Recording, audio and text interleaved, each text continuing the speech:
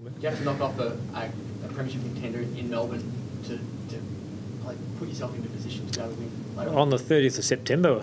You might have to. You don't feel it's important to win one before then? Well, it is if you want to finish high up on the ladder. It's important to win 17 or 18 games throughout the year. So where they come and all that really is not a massive issue in terms of the ladder. You know, we want to be in a good position on the ladder, and that's the number one thing we've got to focus on. Keep improving as a team. And if we keep improving, we've got a lot of footy left this year.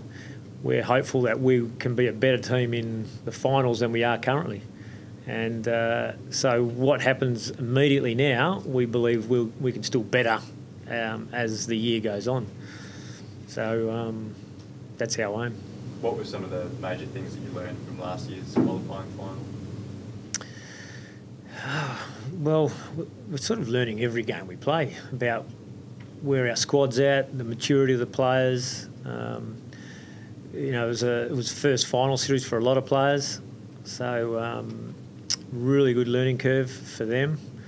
About our game plan, where we need to improve on it, but that wasn't just from that game, that was over the course of the whole year. And in terms of how your team has grown since then, using that experience? Yeah, I think we're a better team now. Overall, I think I said that earlier in the season. Our squad is a stronger squad now, and that takes into account the guys that aren't currently playing. They even though they're not playing now, they tell us what our squad's like. And I think we've shown that with some key players out. In the same situation last year, maybe we wouldn't have won as many games as we have, but that's how much the squad's grown. Either Pendlebury or Swan has got a lot of it in recent times when you played with Pendlebury. Does that mean you will lock down on Swan? Well, that's certainly got to be something we'll consider as the overall game strategies. You know, Beam's side bottom in brilliant form as well through the midfield, so they've developed their depth through there extremely well. Is Swan a taggable player? I always have this argument that the Brownlow medalist is nearly always the tag player every week. Swan, Goods, Judd, Ablett, they all get tagged every week and they still win the Brownlow. I don't know why I try and protect them so much.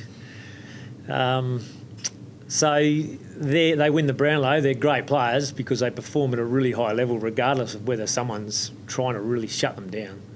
So it's a matter of at what level you think you can quell their influence and what that costs you in terms of the player you're using in that position. So that's something we always consider. What about Daisy Thomas? He's obviously pretty dangerous, but seems to have been playing a bit more of a run-length role recently. Do you expect that to be the same? He's in good form, so I think that they've got an idea about what value he adds to their current lineup and the way they want to play. So there's every chance that he would look to play a similar role. And I suppose a replacement for Will Schofield, who are you looking at? We've got Beau Waters back available. We've got Sam Butler should be available. Mitch Brown pushing up as well. So they're the main three. And then just beyond those guys, Ash Smith and Louis Stevenson in pretty good, well, Louis in really good form, and Ash trying to prove his fitness for this week. Smith's been out for a while. He had that one game that he returned to the Waffle, and then the big gap after that. Is everything okay? I think he had one game back, missed the game, one game back, and then hurt his hamstring last week. So he's been interrupted for about a month. So his ankle's all sweet now? Yeah, he just tweaked his hammy in his last game. Are we going to see more high possession games at Newey like he did on the weekend now that he's shown that he can do that? Well, he's it's not a high priority for us, a number of possessions he gets. It's his role within the team and how he goes about it. So the pressure he brings around the contested footy is sensational for us. We expect that he still plays his role in that regard. So I don't think Nick's going to average 25 possessions per game, and that's an exceptional game in terms of impact on the game as well as weight of possessions.